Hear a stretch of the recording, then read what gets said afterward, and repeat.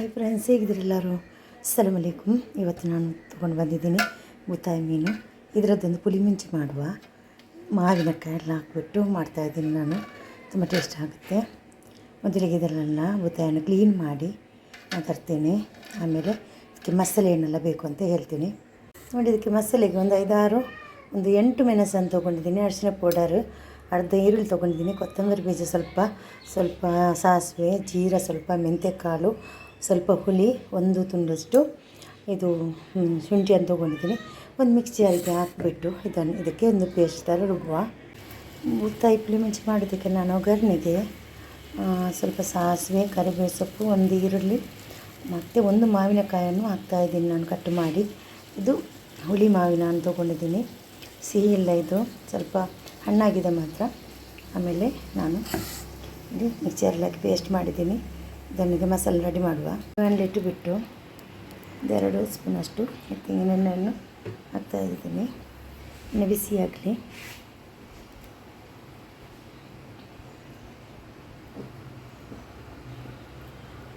ಬಿಸಿ ಆಗುವಾಗ ಸಾಸಿವೆಯನ್ನು ಹಾಕ್ತಾಯಿದ್ದೀನಿ.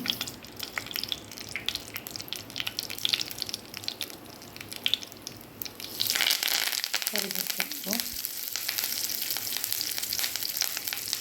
ಈರುಳ್ಳಿ,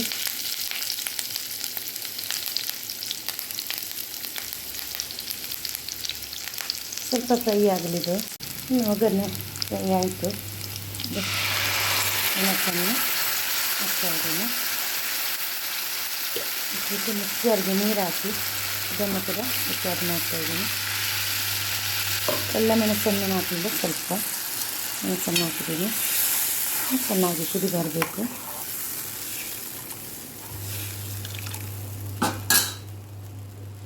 ಸ್ವಲ್ಪ ಕುದಿ ಬರಲಿದೆ. ಇದಕ್ಕೆ ಮಾವಿನಕಾಯನ್ನು ಹಣ್ಣನ್ನು ಹಾಕ್ತಾಯಿದ್ದೀನಿ. ಇದು ಸ್ವಲ್ಪ ಹೊತ್ತು ಬೇಯಲಿದರಲ್ಲಿ. ಉಪ್ಪು ರುಚಿಗೆ ಹಾಕೋಬೇಕು. ನಿಮಗೆ ಎಷ್ಟು ಬೇಕು ರುಚಿಗೆ ಅಷ್ಟು, ನನಗೆ ಬೇಕಷ್ಟು ನಾನು ಹಾಕೋತೀನಿ.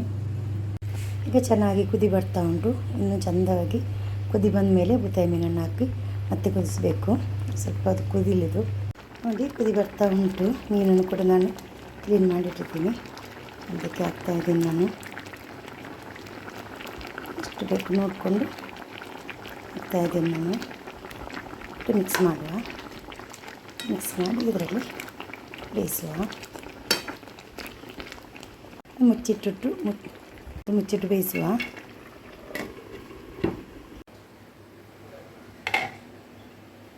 ಆಯಿತು. ಪುಳಿ ಮೆಂತ್ಯೆ ತುಂಬ ಟೇಸ್ಟ್ ಆಗುತ್ತೆ, ತುಂಬ ಚೆನ್ನಾಗಾಗುತ್ತೆ. ಈಗ ಇಷ್ಟ ಆದ ವಿಡಿಯೋಗೊಂದು ಲೈಕ್ ಕೊಡಿ. ಫ್ರೆಂಡ್ಸ್ಗೆಲ್ಲ ಲೈಕ್ ಕೊಡಿ. Thank you. Take care.